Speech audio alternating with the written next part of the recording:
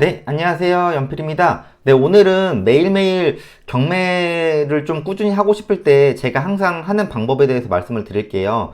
제가 초창기에 영상도 찍긴 했는데, 저 같은 경우에는 매일매일 하고 있는 게, 부동산 경매 신권 검색을 하고 있거든요. 그리고 낙찰 사례를 분석을 해요. 그래서 제가 항상 강조를 하는 게, 특히나 경매 신권 검색을 항상 하라고 하거든요. 낙찰 사례는 이제 저는 이제 여기저기 이제 투자도 해놓은 것도 있고, 여기저기 이제 임장도 많이 다녔기 때문에 지역을 이제 많이 알기 때문에, 그래서 낙찰 사례도 보지만은 처음에는 경매 하시는 분들한테는 저는 신권 검색부터 해보라 그래요. 그래서 개인적으로는 유료 경매 사이트를 추천을 드리고, 이게 처음에 경매 사이트를 쓰면은 이제 금액대가 조금 부담스러우실 수도 있거든요. 그래서 뭐 부동산 카페라든가 검색해가지고 한 5명에서 10명 막 이렇게 해가지고 아이디 공유를 해서 쓰는 경우도 있어요. 그러면 뭐 1년에 해봤자 1년에 10만원도 안 될 거예요. 1년에 한 5만원에서 7만원 그 정도 사이면 되는 거니까 1년이니까 처음에는 그렇게 하다가, 저 같은 경우는 이제 제 거를 저 개인적으로만 쓰거든요. 저는 이제 매일매일 보고 제 개인 물건 담아놓고 그렇기 때문에 그런 게 아니고, 처음에는 가볍게 그렇게 시작을 하세요. 그럼 뭐 한 달로 치면은 막 5천원에서 많아야 만원 정도? 그 정도 가격이면 뭐 커피 한두 잔 좀 안 먹으면 되잖아요. 그래서 유료 경매 사이트를 보는 걸 추천드리고, 경매 신권 검색을 추천하는 이유는 신권이 나오고 이게 14일 후 입찰이거든요. 그래서 저도 경매 신권을 받았던 적이 꽤 있어요. 심지어 저는 경매 신권에서도 단독으로 받은 적도 꽤 있거든요. 그래서 이게 매일매일 해야 되는 이유는, 결론적으로는 좋은 물건을 남들보다 쉽게 볼 수 있다? 왜냐면은 사실 제 주위에서도 제가 많은 투자자들한테도 경매 신권을 매일매일 보라고 하는데, 의외로 매일매일 보시는 분이 거의 없어요. 거의 드물어요. 예. 제가 지금 몇 년 동안 지금 신권을 보고 있는데, 신권에 정말 많은 분들이 들어오기도 하고, 예. 근데 이게 매일매일 하는 게 사실 힘들잖아요. 예. 한 번에 확 하는 거는 누구나 하는데, 매일매일 하는 게 힘드니까 하는 거라고 하거든요. 그래서 저는 뭐 어떻게 하면은 경매 물건을 보는 눈을 키워요 이러면은, 저는 일단은 신권을 보고 그 다음에 임장도 많이 가라고 하고, 이 두 가지가 조화가 돼야 되거든요. 이거를 1년 2년 하다 보면은, 그리고 낙찰도 받아보고 뭐 폐찰도 당연히 해보겠지만은, 그러다 보면 실력이 느는 거지, 뭐 경매로 한 번에 뭐 인생 역전을 할 수 있다, 그런 거는 제가 볼 땐 거짓말이에요. 예, 그러니까 하루하루 차근히 하시면 되고, 그러니까 결론적으로는 좋은 물건을 남들보다 쉽게 볼 수 있다는 뜻은, 내가 꾸준히만 하면은 남들이 조금 귀찮아가지고 신권 안 보고 할 때, 나는 신권을 보고 14일 안에 시세 조사를 하고, 이게 어떻게 보면 14일 안에 시세 조사를 해서 입찰가 선정까지 한다는 게 빡빡하거든요, 처음에는. 그러니까 경쟁력이 있는 거죠. 그래서 경매 신권을 제가 보는 걸 항상 추천드리고, 저도 그러니까 이게 결론적으로는 입찰자가 유찰되었을 때보다는 적은 편이에요. 그러니까 적다는 아닌데 적은 편이긴 해요. 왜냐면은 사람 심리가 신권 나오면 잘 안 보거든요. 그리고 한 번 유찰이거나 두 번 유찰되면은 엄청 많이 봐요. 그래서 경매 신권들 보면은, 이제 경매 신권이 아니라 경매 물건을 낙찰된 거, 특히나 입찰자들이 많이 들어온 거 보면은, 일반적으로 뭐냐면은 이 한 번 유찰이나 두 번 유찰돼 가지고 이제 한 번 유찰되면 1차 가격보다 높게 쓰고, 두 번 유찰되면은 2차 가격보다 높게 써가지고 그런 경우가 굉장히 많아요. 요즘에 이제 뭐 낙찰 사례 보시면 다들 아실 거예요. 그래서 그냥 1차 넘길 거면 1차 때 내가 살짝만 넘기면 되잖아요. 근데 1차 때 너무 훅 넘기는 경우가 의외로 되게 많거든요. 예. 제가 또 매일매일 이제 사건 검색을 보니까, 낙찰가에 보면은 아파트가 그런 게 엄청 많고, 물건들 자체가 그런 게 태반이에요. 예. 그래서 경매를 그냥 매일매일 꾸준히 하려면은 루틴을 정하세요. 저는 이제 사무실 가서 출근하면은 경매 신권 보는 것부터 시작을 하거든요. 예. 그래야 이 루틴을 정해 할 수 있는 거지. 저는 매일매일 아침에 하는 게, 저는 이제 신문을 배달해서 보니까 신문 보는 거랑 신문 보는 것도 지금 제가 한 16년, 한 17년 된 것 같아요. 그리고 부동산 경매 신건도 이거 제가 몇 년 동안 하고 있고, 그러다 보니까 계속 감각도 안 익히고 내가 관심 있어 하는 지역 나오면 조금 더 분석하게 되고, 그런 게 있어요. 저는 어떤 식으로 하냐면은, 저는 이제 옥션원이라는 사이트를 쓰는데, 저는 이제 개인적으로는 저는 원래부터 쓰던 데라서 여기가 가독성이 좋아서 쓰는 거고, 옥션원 기준으로 테마 검색 들어가면 특수 검색이 있어요. 특수 검색에서 오늘 공고된 신건 있죠. 여기에서 검색을 하세요. 이제 오늘은 조금 많이 나왔더라고요. 620건이 나왔는데, 처음에는 다 못 봐요. 처음에는 이거 진짜 엄청 오래 걸릴 거예요. 그래서 처음에 검색할 때는 제가 추천하는 거는 내 거주지 인근, 그 다음에 내가 관심 있어 하는 지역, 이 정도 위주로만 보는 것을 추천드려요. 제 개인적으로는. 그래야 좀 내가 더 흥미가 생기거든요. 뭐 예를 들어 나는 뭐 제주도를 잘 모르는데 예천, 제주도 이런 데 알아봐야 된다. 그럼 일단 스트레스부터 받아요. 내가 일단 이 동네를 아예 모르는데. 그리고 두 번째로 이제 신건 검색했을 때 이제 경매지 기준으로, 제가 보는 경매지 기준으로는 조회수가 이렇게 뜨잖아요.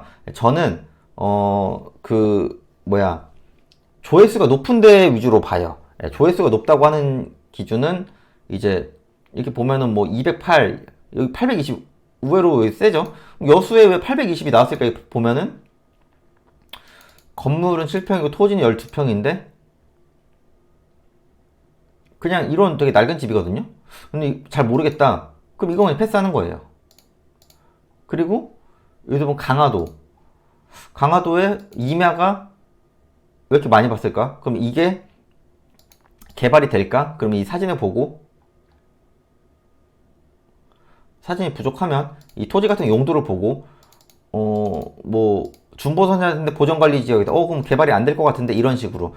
그러니까 토지도 잘 모르시면 맨 처음에 주거용 위주로 보세요. 저는 개인적으로 저는 수도권 토지랑, 저는 이제 수도권은 다 보거든요. 뭐 토지든 아파트든 빌라든 저는 다 보고, 그 다음 수도권에 좀 인접한 지역들 있죠. 뭐 충청북도, 뭐 천안이라든가 아산이라든가 좀 수도권에서 그나마 좀 가까운데, 그런 데는 저는 좀 많이 보는 편이에요. 그런 데는 거의 저는 전수조사 하는 편이에요. 전수조사라기보다는 이제 신건으로 봤을 때 저는 다 보는 편이죠.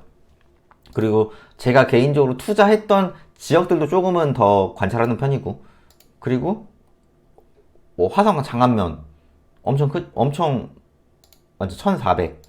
그리고 요즘에 공장 같은 경우에도 많이 보지만은, 제가 공장 같은 경우에도 최근에 영상 찍었을 때 IC 인근에 계획관리 지역을 하라고 했죠. 이 장안면인데, 이제 화성 얘기 잠깐 드리자면은, 송산이 엄청 오르니까 서신도 오르고 우정도 오르고 장안도 엄청 올랐어요. 그래서 제가 2, 3년 전부터 다닐 때보다 지금 엄청 오르긴 했거든요. 그래서 이런 것도 지금 계획관리 지역이 좋고, 그럼 도로는 어떤지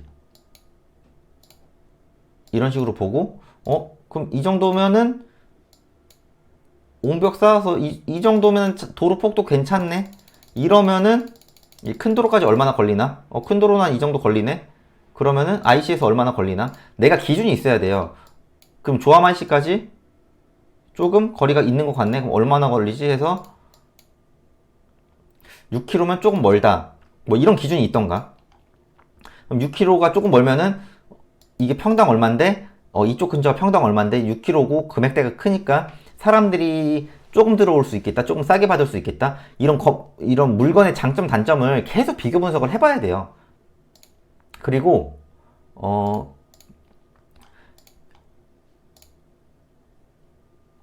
예를 들어 뭐 염리동 뭐 아파트인데 지분이 나왔죠. 이런 거 이제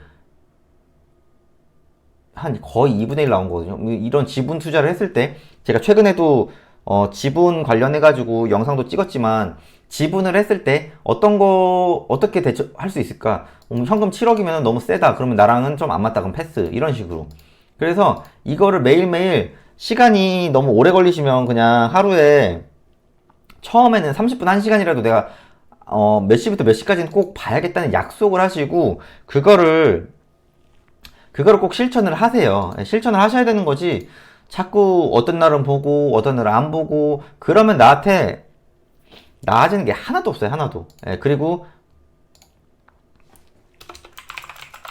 괜찮은 물건 있으면은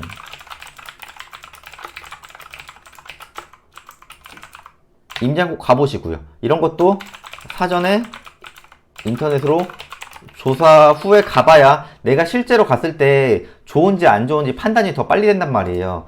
예, 그러니까 이런 식으로 하시면 돼요. 뭐 오늘은 600개가 좀 많은 편이긴 하거든요. 이제 어제 신권이 안 나와가지고 이제 그랬던 것 같은데, 그래서 이런 것도 내가 관심 있어 하는 지역 쪽으로 쭉쭉 봐보세요. 뭐 이런 거 주택인데 이것도 이제 지분이죠. 그럼 이런 지분도 어떻게 해야 될지, 그럼 땅 용도를 보고.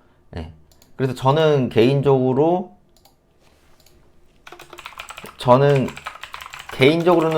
수도권이랑 제 투자 지역 이 정도? 저는 이 정도 보는 편이고, 기준을 정하세요. 예. 뭐든지 내 기준을 정해서 꾸준히 하시면 돼요. 이게 진짜 팩트예요. 이게 진짜 팩트고, 그냥 꾸준히 해보세요. 예. 몇 년 만에 얼마 벌었다, 얼마 만에 얼마 벌었다 이런 거에 너무 혹하지 마시고, 그렇게 하시면은 이제 어느 정도까지 다 하실 수 있으시니까 그렇게 하시면 될 것 같아요.